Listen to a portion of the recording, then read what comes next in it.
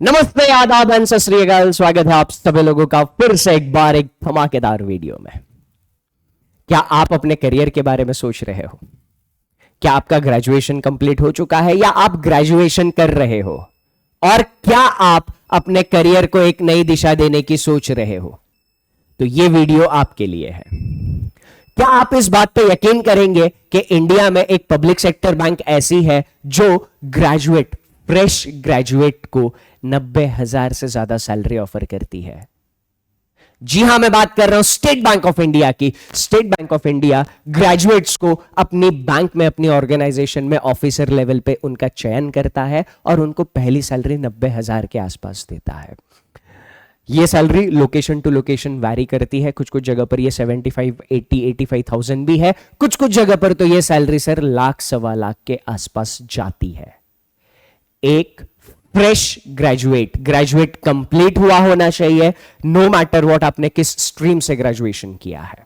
आपने साइंस से ग्रेजुएशन किया है, आर्ट से किया है, कॉमर्स से किया है, फर्क नहीं पड़ता। आप इस एग्जामिनेशन के लिए एलिजिबल हो और एग्जामिनेशन क्लियर करके ये जो 90,000 या 1 लाख की जो सैलरी है, आप ये सैलरी अर्न कर सकते हो। तो इसी के बारे में डिटेल में मैं बात करने वाला हूं। हर एक चीज डिटेल में जानने के लिए इस वीडियो में आखिर तक बने रहिएगा। अगर आप चैनल पर पहली बार आए हो तो चैनल को सब्सक्राइब जरूर कर लेना, ताकि ऐसी ही इंपॉर्टेंट इंफॉर्मेशन आपसे मिस ना हो। मैं बात कर रहा था स्टेट बैंक ऑफ इंडिया में पीओ की पोस्ट पे जो भर्ती होती है। पीओ यानी प्रोबेशनरी ऑफिसर। प्रोबेशनरी ऑफिसर के पोस्ट पे यहां पर रिक्रूटमेंट एसबीआई करता है और उनको अच्छे खासे पर्क्स एंड बेनिफिट्स देता है। पीओ कौन होता है अगर आप ये जानना चाहो तो पीओ प्रोबेशनरी ऑफिसर जो प्रोबेशन पीरियड पे है। 2 साल का प्रोबेशन चलेगा, बट प्रोबेशन का मतलब ये मत सोचना कि यार सैलरी वैलरी नहीं मिलेगी। एग्जामिनेशन क्लियर होने के बाद जब आपको ज्वाइनिंग मिलता है, डे 1 से आपकी सैलरी शुरू हो जाती है। फुल सैलरी, पूरी की पूरी सैलरी आपके मंथ एंड में आपके अकाउंट में क्रेडिट हो जाती है। टेंशन लेने का नहीं। तो इसी के बारे में डिटेल में बात करेंगे। तो सबसे पहले एक न्यूज मैं आप लोगों के साथ शेयर करना चाहूंगा। ये न्यूज 7 अक्टूबर को आई थी बिजनेस लाइन न्यूज़पेपर में। ठीक है, तो वहां पर एसबीआई के जो चेयरमैन है CS शेट्टी साहब, उन्होंने बता दिया है कि एसबीआई इस फाइनेंशियल ईयर में प्लानिंग कर रहा है अपने एम्प्लॉयज का काउंट 10,000 से बढ़ाने का। अब जो नई लेवल पर रिक्रूटमेंट होती है उसमें से मैक्सिमम रिक्रूटमेंट, ऊपर के लेवल पे भी रिक्रूटमेंट होती है, but maximum recruitment ground level पर होती है प्रोबेशनरी ऑफिसर और क्लर्क के डेजिग्नेशन पर। क्लर्क के बारे में एक सेपरेट वीडियो में बना दूंगा, बट इस वीडियो में हम बात करने वाले हैं प्रोबेशनरी ऑफिसर की, है ना। तो ये इस साल में अभी तक एसबीआई की पीओ की एग्जामिनेशन हुई नहीं है। बचे हुए 3 महीने में ये एग्जामिनेशन श्योर शॉर्ट होने वाली है। मैक्सिमम चांसेस है नवंबर एंड या दिसंबर में एसबीआई पीओ का एग्जामिनेशन हो, मैक्सिमम चांसेस है। ठीक, तो उसके हिसाब से आपको क्या क्या चीजें जाननी जरूरी है। सबसे पहले यार एसबीआई पीओ एक बात जाननी जरूरी है। प्रिपरेशन शुरू करने से पहले सर मैंने सैलरी आपको बताई, ऑन एन एवरेज 85-90,000 इसकी सैलरी होती है। तो इतनी सैलरी अगर ये दे रहा है, वो भी फ्रेश ग्रेजुएट को, जो आज के टाइम पे बहुत कम ऑर्गेनाइजेशंस इंडिया में दे रहे हैं, उनमें से एक एसबीआई है। तो यहां पर इतनी सैलरी के लिए कंपटीशन भी अच्छा खासा होता है। हमें उस कंपटीशन में अगर टिके रहना है और अपनी जगह उस कंपटीशन में बनानी है तो क्या करना है और हमारे पास कौन कौन सी चीजें होनी चाहिए जानते हैं। सबसे पहला, हमें थोड़ा सा एग्जामिनेशन का अंडरस्टैंडिंग होना चाहिए। एसबीआई पीओ के एग्जामिनेशन पैटर्न को हम आगे डिटेल में डिस्कस करने ही वाले हैं, बस उससे पहले थोड़ा सा नोटिफिकेशन के बारे में जान लेते हैं। यूजुअली ये नोटिफिकेशन कब तक आता है? देखो, आमतौर पर देखा गया है कि सितंबर अक्टूबर में ये नोटिफिकेशन हमें देखने को मिला है पिछले 3 साल में। ठीक है, 2021 की बात करूं, 4 अक्टूबर को नोटिफिकेशन देखने को मिला था। प्रीलिम्स एग्जामिनेशन हुई थी 20 नवंबर को और मेंस एग्जामिनेशन हुई थी दिसंबर में। ठीक, 2022 की बात करूं, 21 सितंबर को नोटिफिकेशन आया था, 17 दिसंबर को प्रीलिम्स एग्जामिनेशन हुआ था और 23 जनवरी को मेंस एग्जामिनेशन हुआ था। 2023 की बात करूं तो 6 सितंबर को नोटिफिकेशन आया था। 6 सितंबर को नोटिफिकेशन आने के बाद प्रीलिम्स एग्जामिनेशन हुई थी 1 नवंबर को और मेंस एग्जामिनेशन हुई थी 5 दिसंबर को। ठीक, तो यहां पर ये नोटिफिकेशन का एक्सपेक्टेड टाइम एंड डेट होता है। तो अभी तक ये नोटिफिकेशन वैसे आ जाना चाहिए था, कुछ रीजंस की वजह से डिले हुआ है, बट नो मैटर, आपको प्रिपरेशन आगे कंटिन्यू रखना है क्योंकि दिसंबर के पहले एग्जामिनेशन होनी ही होनी है। ओके, सबसे पहले मैं बात करता हूं कि ये एग्जामिनेशन कौन दे सकता है, कौन इस एग्जामिनेशन देने के लिए एलिजिबल है। आपकी एज अगर 21 से 30 साल के बीच में है तो आप इस एग्जामिनेशन के लिए एलिजिबल हो। ग्रेजुएशन आपका कंप्लीट हुआ होना जरूरी है। बैंकिंग का एग्जामिनेशन है तो ये केवल कॉमर्स वाले दे सकते हैं, ये खोपड़ी से निकाल देंगे। कोई भी ग्रेजुएट जिसने अपना ग्रेजुएशन कंप्लीट कर लिया है वो ये एग्जामिनेशन दे सकता है। मान लीजिए आप फाइनल ईयर में हो, फाइनल ईयर कर रहे हो, तो आप इस साल के एग्जामिनेशन नहीं दे पाओगे, बट हाँ अभी से अगर तैयारी करोगे तो अगली साल होने वाली एग्जामिनेशन शायद आप फर्स्ट अटेम्प्ट में निकाल पाओ। तो अगर आप फाइनल ईयर में भी हो तो भी ये वीडियो आपके लिए जरूरी है। तो आप एलिजिबिलिटी देख लिए हो, अभी एग्जामिनेशन पैटर्न की बात करते हैं। एसबीआई पीओ की एग्जामिनेशन 3 फेजेस में होती है। फेज 1 होती है प्रीलिम्स एग्जामिनेशन। प्रीलिम्स एग्जामिनेशन जो भी क्लियर करता है वो मेंस एग्जामिनेशन के लिए एलिजिबल होता है। मेंस एग्जामिनेशन क्लियर करने के बाद ग्रुप एक्सरसाइज और इंटरव्यू होता है, वो फेज 3 होता है। आपका जो फाइनल सिलेक्शन होता है वो फाइनल सिलेक्शन इन 2 फेजेस के मार्क्स को कंसीडर करते हुए किया जाता है। प्रीलिम्स में आप जितने भी मार्क्स लाओगे उन मार्क्स के बेसिस पे सिर्फ यह तय होगा आप मेंस के लिए अपीयर करोगे या नहीं करोगे। तो प्रीलिम्स क्वालिफाइंग नेचर का है। प्रीलिम्स में आपको 3 सब्जेक्ट पढ़ने हैं, इंग्लिश लैंग्वेज, क्वांटिटेटिव एप्टीट्यूड जिसको आप मैथ्स भी बोलते हो, और रीजनिंग एबिलिटी जिसमें मैं आपको गाइडेंस देने वाला हूं। रीजनिंग में 30 क्वेश्चंस आपको मिलेंगे 30 मार्क के लिए, क्वांटिटेटिव एप्टीट्यूड में 35 क्वेश्चन मिलेंगे 35 मार्क के लिए, रीजनिंग में 35 क्वेश्चन मिलेंगे 35 मार्क के लिए। ऐसे टोटल 100 क्वेश्चंस हो जाएंगे। अब यहां पर हर एक सेक्शन के लिए 20 मिनट का टाइम अलॉट किया हुआ होता है। मतलब 20 मिनट में इंग्लिश के 30 क्वेश्चन निपटाने हैं, 20 मिनट में क्वांट के 35 क्वेश्चन निपटाने हैं, 20 मिनट में रीजनिंग के 35 क्वेश्चन निपटाने। बात मुश्किल होगी सर, 20 मतलब 1 घंटे में 100 क्वेश्चन निपटाना थोड़ा सा मुश्किल होगा। तो आपको एक चीज दिखा दूं मैं, है ना, ये प्रीलिम्स का कट ऑफ है पिछले 3 साल का। प्रीलिम्स एग्जामिनेशन कितने मार्क की होती है? प्रीलिम्स एग्जामिनेशन 100 मार्क्स की होती है। तो 100 में से 2021 में जिसने भी 63 या 63 से ज्यादा मार्क्स लाए थे वो मेंस एग्जामिनेशन के लिए एलिजिबल था। 100 में से कट ऑफ गई थी 63, 2022 में 59.5 कट ऑफ गई थी, 2023 में 59.25 कट ऑफ गई थी। जिन्होंने भी ये स्कोर किया था वो लोग आगे मेंस के लिए एलिजिबल हो गए थे। तो ये प्रीलिम्स का कट ऑफ है सर। तो हमें सारे के सारे क्वेश्चन पर फोकस नहीं करना है, एक प्रिपरेशन का सिलेक्टिव अप्रोच होता है। आपको पहले से ये पता होना चाहिए कि मुझे एग्जामिनेशन में जाके कौन सी चीजें सिलेक्ट करनी है और कौन सी चीजों को इग्नोर करना है, और उसी के लिए ट्रेनिंग चाहिए होता है। स्ट्रैटेजी थोड़ी देर में डिटेल में डिस्कस करूंगा मैं। मेंस की फिलहाल बात कर लेते हैं। मेंस एग्जामिनेशन में आपको जो 3 सब्जेक्ट आपने प्रीलिम्स में पढ़े थे वो 3 एज इट इज मेंस में दिखेंगे। ये देखिए, इंग्लिश लैंग्वेज प्रीलिम्स में पढ़ा था, मेंस में भी दिखेगा। रीजनिंग प्रीलिम्स में पढ़ा था, मेंस में भी दिखेगा। वैसे इसमें कंप्यूटर एप्टीट्यूड लिखा हुआ होता है, बट कंप्यूटर एप्टीट्यूड पर कोई भी क्वेश्चन हमें एग्जामिनेशन में देखने को मिलते नहीं है। तो पेपर केवल रीजनिंग का होता है। डेटा एनालिसिस एंड इंटरप्रिटेशन यही क्वांट है जो प्रीलिम्स में आपने क्वांटिटेटिव एप्टीट्यूड के नाम से पढ़ा था, ये वही सब्जेक्ट है। मेंस में बस एक नया सब्जेक्ट ऐड हो जाएगा, general economy and banking awareness. ये सब्जेक्ट आपको नए से पढ़ना होगा। ये मार्किंग, नंबर ऑफ क्वेश्चन और मार्किंग स्कीम्स और ड्यूरेशन कितना लास्ट टाइम इन्होंने दिया था आपके सामने टेबल में दिया है। इसके साथ साथ मेंस एग्जामिनेशन में अगर आप ऑफिसर लेवल की एग्जामिनेशन दे रहे हो तो डिस्क्रिप्टिव पेपर भी होता है। बैंकिंग सेक्टर में आप कोई भी ऑफिसर लेवल का एग्जामिनेशन दे रहे हो तो मेंस में डिस्क्रिप्टिव पेपर होगा, except RRB PO.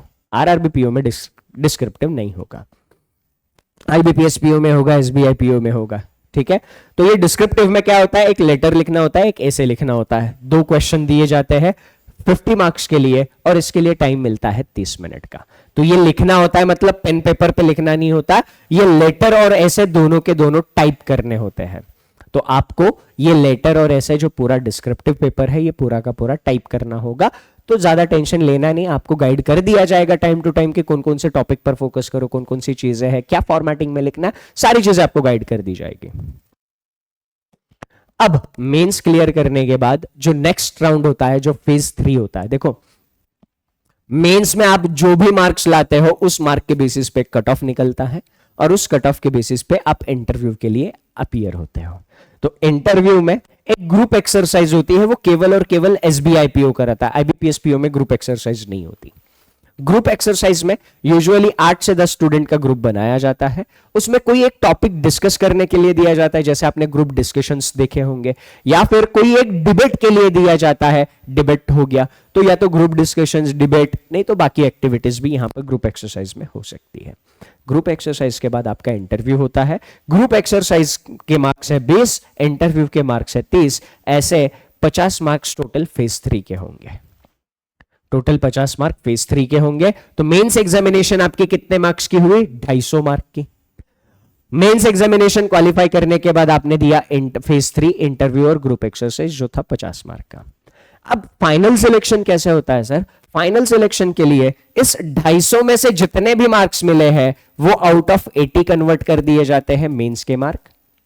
Final selection phase 2 mains और फेज 3 इंटरव्यू, इनके मार्क्स को कंसीडर करके आपका फाइनल सिलेक्शन आपको दिया जाता है। तो जो यहां पर मेंस एग्जामिनेशन है उसको और फेज 3 के स्कोर को ध्यान में रखते हुए आपका फाइनल सिलेक्शन हो जाएगा। अब हमने प्री का तो कट ऑफ देख लिया था, एक बार मेंस का भी कट ऑफ देख लेते हैं सर। प्रीलिम्स की एग्जामिनेशन थी आउट ऑफ 100, मेंस की एग्जामिनेशन थी आउट ऑफ 250। 2023 की बात करूं तो मेंस प्रीलिम्स का कट ऑफ जहां पर 59.25 आउट ऑफ 100 गया था, वहीं पर मेंस का कट ऑफ 70 गया था आउट ऑफ 250। तो क्या हम 70 मार्क्स ला दिए तो फेज 3 में चले जाएंगे? बिल्कुल चले जाएंगे, पर ध्यान से सुनना, अगर कट ऑफ 70 है तो आपका सिलेक्शन के लिए, क्योंकि क्या होगा ना, जितनी भी वैकेंसीज होती है, फॉर एग्जांपल मान लीजिए 2000 वैकेंसीज आई, अगर 2000 वैकेंसीज आई है तो आमतौर पे इससे 10 गुना या 20 गुना, है ना, आमतौर पे 10 गुना या 20 गुना लोग मेंस एग्जामिनेशन के लिए क्वालिफाई होते हैं। 2000 वैकेंसीज है तो प्रीलिम से छाट कर या तो 10 गुना 20,000 लोगों को लेंगे, नहीं तो 40,000, वो उनके ऊपर डिपेंड करता है। तो 20 से 40,000 के बीच में मेंस एग्जामिनेशन स्टूडेंट्स देंगे।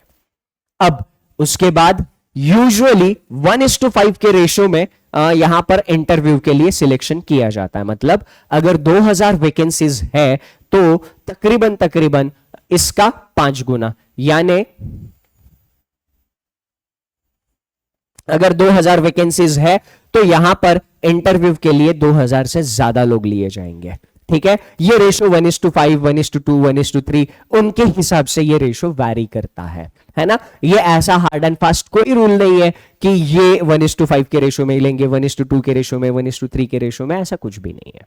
ठीक है, तो ये उनके ऊपर डिपेंड करता है ये किस रेशो में सिलेक्शन लेते हैं। तो यहां पर मेंस एग्जामिनेशन क्लियर करने के बाद बहुत सारे स्टूडेंट्स इंटरव्यू के लिए अप्लाई होते हैं, बहुत सारे मतलब जितनी वैकेंसी है उससे ज्यादा। इसका मतलब वहां से भी कुछ स्टूडेंट्स होंगे जो क्वालिफाई नहीं करेंगे। तो अगर हम फाइनल सिलेक्शन लेना चाहते हैं तो जो भी कट ऑफ है उससे कम से कम 20 मार्क, उससे कम से कम 20 मार्क हमारे ज्यादा होने चाहिए कट ऑफ से। क्यों? क्योंकि अगर बॉर्डर पे रहे तो फिर फाइनल सिलेक्शन के चांसेस थोड़े से कम होते हैं। तो अब हमारे प्रिपरेशन का टारगेट जो रखना है वो कट ऑफ +20। प्रीलिम्स में ऐसा कुछ नहीं है, प्रीलिम्स में 63 कट ऑफ है, 63 ला दिया, कोई दिक्कत नहीं है, क्योंकि प्रीलिम्स के मार्क्स वैसे भी कंसीडर नहीं होने। मेंस के मार्क्स सिलेक्शन के लिए कंसीडर होते हैं, इसीलिए मेंस में परफॉर्मेंस अच्छा जरूरी है। तो ये एग्जामिनेशन पैटर्न के बारे में मैंने बात कर ली। सबसे इंपॉर्टेंट सर, सैलरी। अभी 12th बायपार्टाइट सेटलमेंट के बाद एसबीआईपीओ की सैलरी बहुत खतरनाक हो गई है।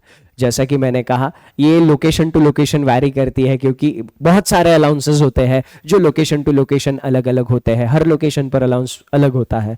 तो 75,000, 80,000, 85,000 ऐसे ऑन एन एवरेज 85-90,000 के बीच में ऑन एन एवरेज सैलरी सारे लोकेशन पे जाती है, सारे लोकेशन पे मिनिमम इतनी तो जाती ही है। कुछ कुछ लोकेशंस है जहां पर 1 लाख से ज्यादा सैलरी जाती है एसबीआई पीओ की, तो पोस्ट बहुत ऑसम है। इसके अलावा अगर मैं आपको एसबीआई पीओ के बेनिफिट बता दूं तो सर बेनिफिट में ऐसा है कि एसबीआई पीओ बनने के बाद आपके न्यूज़पेपर का बिल एसबीआई देगी, आपके फ़ोन का बिल एसबीआई देगी, आपको घर में फर्नीचर कराना है साल में एक बार उसका कुछ पैसा आपको मिलता है ना, आपके घर का भाड़ा एसबीआई देगी, बहुत सारी फैसिलिटीज़ आपको मिलती है। एसबीआई ट्रिप्स भी स्पॉन्सर करती है ना, आप और आपकी फैमिली को एक सर्टेन टेन्योर आपने कंप्लीट कर लिया तो एसबीआई ट्रिप भी स्पॉन्सर करती है, आपको घूमने भेजेगी।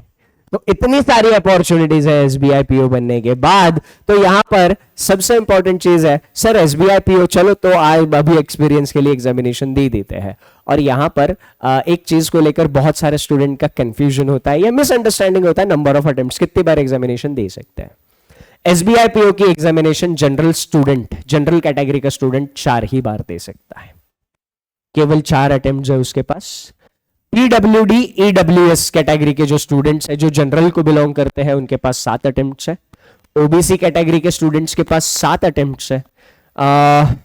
फिर उसके बाद ओबीसी पीडब्ल्यूडी कैटेगरी के पास 7 अटेम्प्ट है, और एससी एसटी इस कैटेगरी के लिए कोई रेस्ट्रिक्शन नहीं है। एससी एसटी कैटेगरी के लिए नंबर ऑफ अटेम्प्ट्स का कोई लिमिट नहीं है। क्या आप प्रीलिम्स के लिए अप्लाई हो गए तो अटेम्प्ट काउंट किया जाएगा? नहीं, सिर्फ प्रीलिम्स देना मतलब अटेम्प्ट नहीं है। एसबीआई पीओ में अटेम्प्ट काउंट करने का तरीका थोड़ा सा अलग है। आपने प्रीलिम्स दे दिया, मान लीजिए आपका वो प्रीलिम्स क्लियर नहीं हुआ, अनफॉर्चुनेटली नहीं हुआ, आपका वो अटेम्प्ट नहीं माना जाएगा। आपका अटेम्प्ट सिर्फ और सिर्फ तभी माना जाता है जब आप वो मेंस एग्जामिनेशन देते हो। आपने प्रीलिम्स एग्जामिनेशन क्लियर कर लिया पर आप मेंस एग्जामिनेशन नहीं दे पाए किसी कारणवश, तो भी आपका अटेम्प्ट गिना नहीं जाएगा। अटेम्प्ट सिर्फ तब काउंट होगा जब आपने मेंस एग्जामिनेशन में अपीयर किया है। मेंस एग्जामिनेशन आप 4 बार अपीयर कर चुके हो तो फिर उसके बाद आप दे नहीं पाओगे। तो एसबीआई पीओ के अटेम्प्ट कुछ इस तरीके से काउंट किए जाते हैं। सिलेबस के ऊपर आता है सर, चलो अभी तक तो बहुत अच्छा लग रहा है, अब एक बात बता दो, चलो ये तो हमने मन बना लिया है कि अब एसबीआई पीओ बनने का, हमें सिलेबस बता दो। तो मैंने 3 सब्जेक्ट्स बताए थे आपको प्रीलिम्स में, रीजनिंग, क्वांट्स और इंग्लिश। रीजनिंग जो मैं गाइड करूंगा आपको, उसका सिलेबस पहले देख लेते हैं। रीजनिंग में आपको केवल 11 चैप्टर्स पढ़ने हैं। रीजनिंग में केवल 11 ही चैप्टर्स पढ़ने हैं, जिसमें से प्रीलिम्स एग्जामिनेशन में केवल 8 चैप्टर आएंगे। अगर ज्यादा सही से बोलूं तो केवल 7 चैप्टर। ये अल्फाबेट चैप्टर ना के बराबर प्रीलिम्स में दिखता है। तो प्रीलिम्स एग्जामिनेशन में 11 में से केवल 7 चैप्टर पे हमें फोकस करना है। बाकी के चैप्टर प्रीलिम्स में नहीं दिखेंगे, ये चैप्टर मेंस एग्जामिनेशन में अपनी शक्ल सूरत दिखाने के लिए आ जाता है। तो ये चैप्टर्स कहां से और कैसे तैयारी करनी है, ये इसके बारे में मैं डिटेल में बताता हूं। आपको कोई भी चैप्टर प्रिपेयर करना हो, आपको यूट्यूब पे टाइप करना है blood relation 1 shot bye Sachin sir. Blood relation 1 shot bye Sachin sir, है ना। ऑर्डर एंड रैंकिंग पढ़ना है आपको, order and ranking 1 shot bye Sachin sir. Okay, तो ऐसे अगर आप YouTube पे टाइप करोगे तो आपको YouTube के 1 शॉट के लेक्चर्स मिल जाएंगे। आप यहां से तैयारी कर सकते हो, YouTube से बिंदास तैयारी कर लीजिएगा। क्वांटिटेटिव एप्टीट्यूड 3 सेगमेंट्स में डिवाइड किया जाता है। पहला सेगमेंट है क्वांटिटेटिव एप्टीट्यूड का स्पीड मैथ्स, जिसमें क्वाड्रेटिक इक्वेशन, जो बचपन में आप छोटे थे तब जो आपने क्वाड्रेटिक इक्वेशन पढ़े थे वही क्वाड्रेटिक इक्वेशन, नंबर सीरीज होती है, मिसिंग और रॉन्ग नंबर सीरीज, सिंप्लीफिकेशन और अप्रोक्सीमेशन। यूजुअली ये वो सेक्शन होता है जिसमें हम ज्यादा से ज्यादा स्कोर कर सकते हैं। उसके बाद अरिथमेटिक का सेक्शन आता है। अरिथमेटिक के ये सारे चैप्टर्स अगर आप नाम पढ़ोगे तो आपको याद आएगा, यार ये सब तो हम स्कूल में पढ़ चुके हैं। परसेंटेज स्कूल में पढ़ा हुआ चैप्टर है, प्रॉफिट एंड लॉस स्कूल में पढ़ा हुआ चैप्टर है, रेशियो प्रोपोर्शन स्कूल में पढ़ा हुआ है, टाइम एंड वर्क स्कूल में पढ़ा हुआ है। तो ये सारे चैप्टर जो हम लोगों ने स्कूल में पढ़े हुए हैं, ये सारे के सारे अरिथमेटिक में एसबीआई पीओ में हमें देखने को मिलेंगे। अच्छी बात है ना। देखो, स्कूल में हमने ये चैप्टर्स पढ़े जरूर है, बट स्कूल में जिस तरीके से हम इनके क्वेश्चन सॉल्व किया करते थे उस तरीके से यहां पे क्वेश्चन सॉल्व नहीं कर सकते। रीजन, अभी हमने देखा कि 60 मिनट्स का टाइम है, 100 क्वेश्चंस है, उन 100 क्वेश्चंस में से सही हमें 65 टू 70 क्वेश्चंस का चुनाव करना है और उनको सही से सॉल्व करना है। तो इतने कम समय में क्वेश्चन को छांटो, सही तरीके से सही मेथड लगा के उनका आंसर निकालो, तो यहां पर हमें कुछ थोड़े से अलग मेथड्स देखने पड़ते हैं। ठीक है, तो वो कैसे देख सकते हो, क्या देख सकते हो, ये भी सारी चीजें मैं आपको आगे बताऊंगा। उसके बाद डेटा इंटरप्रिटेशन, डेटा इंटरप्रिटेशन भी आप लोगों ने स्कूल कॉलेज में किया हुआ है। स्कूल में आपको याद होगा लाइन ग्राफ आपने अलजेब्रा में किया होगा, लाइन ग्राफ, बार ग्राफ, या फिर आपने टैबुलर डेटा इंटरप्रिटेशन भी किया होगा, वो सारी चीजें। तो क्वांटिटेटिव एप्टीट्यूड में हर वो चीज जो हम स्कूल में पढ़ चुके हैं हमें यहां पर देखनी है, बस थोड़े से मेथड्स अलग होंगे, थोड़ा सा यहां पर हमें अलग चीजों पर अलग तरीके से फोकस करना होगा ताकि हम इस कंपटीशन में फिट हो पाए। तो यहां पर इंग्लिश को 3 पार्ट्स में डिवाइड करते हैं। इंग्लिश में पहला पार्ट है रीडिंग वाला, रीडिंग बेस्ड पार्ट है ना। रीडिंग के बाद दूसरा पार्ट है ग्रामर, इंग्लिश ग्रामर, और तीसरा पार्ट है वोकैब। तो इंग्लिश इन 3 पार्ट्स में डिवाइड होती है। तो इन 3 पार्ट्स में इंग्लिश को डिवाइड करके इतने सारे चैप्टर्स पढ़ने हैं। जैसे फॉर एग्जांपल ये फिलर्स वाला पार्ट हो गया, ये वोकैबुलरी का पार्ट आ गया, फिर इसमें ये sentence improvement, error detection, articles, word swap, cloze test. Cloze test ये हो गया, ये वोकैबुलरी वाला पार्ट आ गया, है ना। इसमें noun, pronoun, adjective, verb, adverbs, prepositions, conjunction, tenses, article, error detection, sentence improvement, ये सारा का सारा ग्रामर बेस्ड पार्ट आ गया। बाकी का बचा हुआ रीडिंग और वोकैबुलरी दोनों का combination, reading comprehension, reading based topic, है ना, parajumbles, reading based topic, sentence rearrangement, reading based topic. तो इंग्लिश में हमें रीडिंग स्ट्रांग रखना है, ग्रामर स्ट्रांग रखना है, वोकैबुलरी स्ट्रांग रखनी है। तो ये 3 पार्ट्स में इंग्लिश को हम डिवाइड करते हैं। तो इसी तरीके से प्रीलिम्स का सारा सिलेबस कवर होता है। मेंस एग्जामिनेशन में यही सारी चीजें हमें पढ़नी होती है, बस क्वेश्चन पूछने का तरीका और लेवल बदल जाता है, तभी तो कट ऑफ इतनी कम जाती है मेंस में, है ना। तो यहां पर मेंस एग्जामिनेशन में क्वेश्चन पूछने के लेवल और तरीके के ऊपर हमें काम करना होता है। बस मॉक टेस्ट लगाते हैं, कोर्सेज को रेगुलर फॉलो करते हैं, जो चीजें आप लोगों को सेशन में बताई जाती है उन सेशंस में बताई हुई चीजों को अगर आप फॉलो करते हो तो आपको 110% सारी चीजें क्लियर हो जाती है। General banking awareness, general awareness, banking awareness and current affairs का ये सिलेबस है। तो इसमें कुछ चैप्टर्स आपको पढ़ने होते हैं जिसमें बैंकिंग सिस्टम का नॉलेज होता है, इंडियन बैंकिंग सिस्टम का नॉलेज आपको होना जरूरी है, इंटरनेशनल लेवल पे बैंकिंग सिस्टम कैसा काम करता है, कौन कौन सी ऑर्गेनाइजेशंस है जो बैंकिंग सिस्टम पर थोड़ा बहुत वॉच रखती है इंडिया के अंदर और इंटरनेशनल लेवल पे। तो ये सारी चीजें आप बैंकिंग अवेयरनेस में पढ़ोगे, बहुत एक्साइटिंग है। करंट अफेयर्स में यूजुअली आज के टाइम पे इकोनॉमिक डोमेन में क्या हो रहा है, फाइनेंस डोमेन्स में क्या हो रहा है, गवर्नमेंट कौन कौन सी योजनाएं लागू कर रही है, साइंस एंड टेक्नोलॉजी के मामले में क्या हो रहा है, आर्टिफिशियल इंटेलिजेंस कहाँ जा रहा है, और मेडिकल साइंस कहाँ जा रहा है, स्पोर्ट्स में क्या हो रहा है, ये सारी चीजें आपको करंट अफेयर्स में पढ़नी होती है। तो ओवरऑल मैं अगर बात करूं तो सारा सिलेबस मैंने आपको बता दिया है। अब ये डाउट दिमाग में आ रहा होगा, सर सिलेबस तो पता चल गया, अब इसकी तैयारी कहां से करें। देखो, तैयारी कहां से करें ये जानने से पहले ये जानना बहुत जरूरी है कि आप कौन से कैटेगरी के स्टूडेंट हो। आप पहले कैटेगरी के स्टूडेंट हो या दूसरे कैटेगरी के स्टूडेंट हो। पहली कैटेगरी रिपीटर।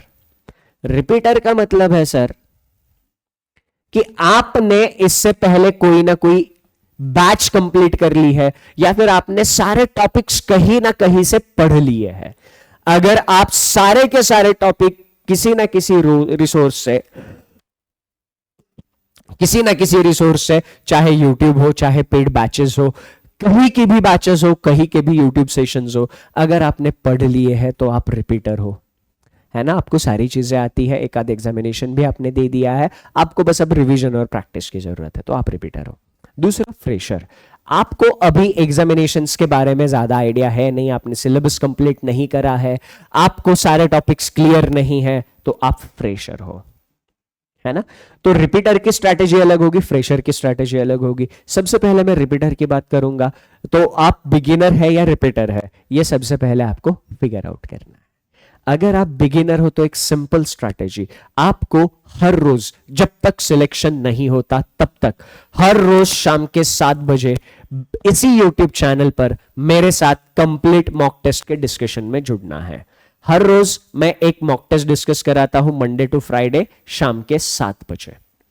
और जिन लोगों ने सिलेक्शन लिया है सभी लोगों ने ये कहा है कि सर ये मॉक टेस्ट में जिस लेवल के क्वेश्चंस हम लोग डिस्कस कर रहे हैं एग्जामिनेशन में उससे तो आसान ही क्वेश्चंस हमें देखने को मिलते हैं। तो ये जो 7 बजे वाली मॉक टेस्ट है ये रिपीटर के लिए एकदम एकदम एकदम ब्रह्मास्त्र है।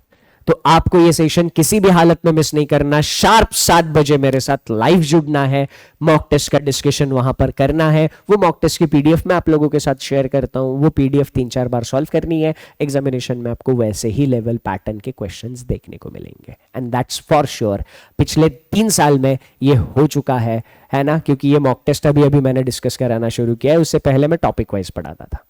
ठीक है, तो ये मॉक टेस्ट से एग्जामिनेशन में हमें 110% वैसे ही लेवल पैटर्न वैरायटी के क्वेश्चंस देखने को मिलते हैं।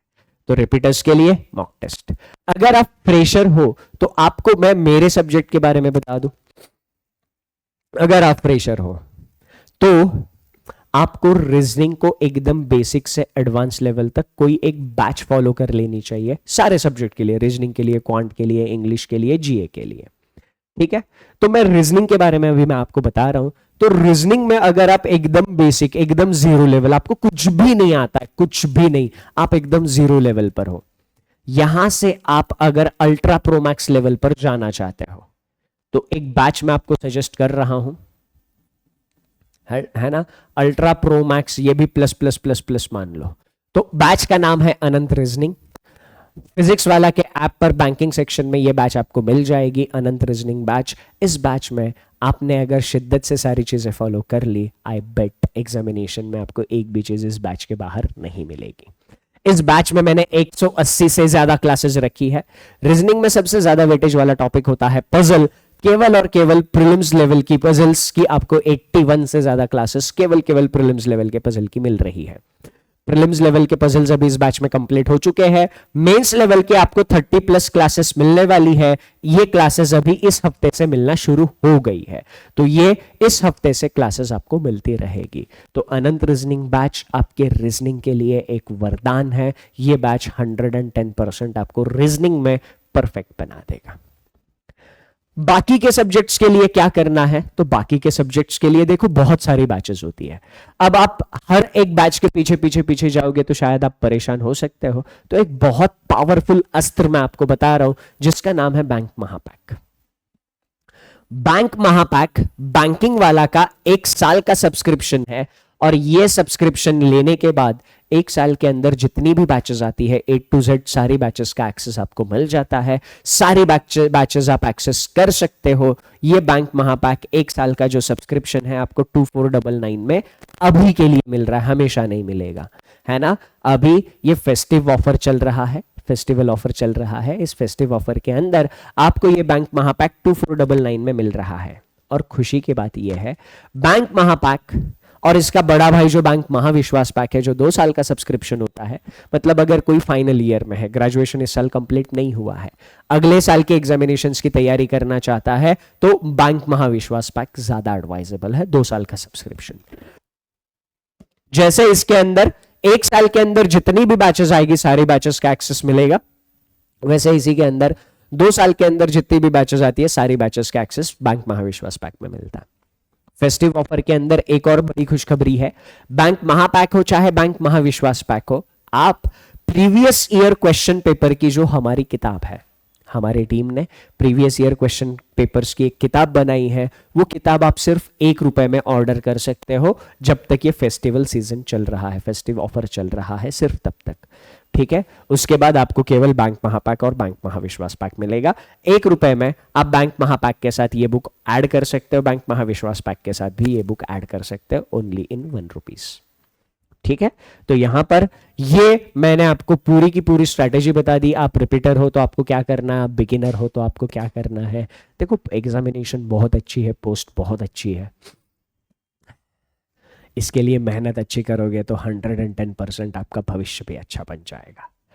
इस एग्जामिनेशन को क्लियर करने के लिए अगर कोई परेशानी आती है या अभी भी कोई डाउट आपके दिमाग में बचा है तो इस वीडियो के नीचे कमेंट करके जरूर बताना, मेरी टीम उस कमेंट का रिप्लाई आपको जरूर दे देगी। ठीक है, तो अभी इस सेशन में यहीं पर मैं रुकता हूं। आखिरी तक आपने वीडियो देखा है, इसका मतलब आप प्रिपरेशन के लिए सीरियस हो। तो सिंसियरिटी के साथ प्रिपरेशन करना, और ऐसा कुछ भी नहीं है कि मेहनत से करेंगे तो सिलेक्शन होता नहीं, या कंपटीशन बहुत ज़्यादा है तो हम इस कंपटीशन में फिट नहीं हो पाएंगे, ऐसा कुछ भी नहीं है ना। किसी ने बड़े कमाल की बात कही है, उस कमाल की बात के साथ इस सेशन को मैं कंक्लूड करूंगा। कौन कहता है आसमां में सुराख नहीं हो सकता, एक पत्थर तो तुम तबीयत से उछालो यारो। आई होप यहां से आगे SBI PO बनने के लिए क्या करना है आपको जवाब मिल गया है। That's it from my side in this session. Thank you, take care, and सबसे important, enjoy your time.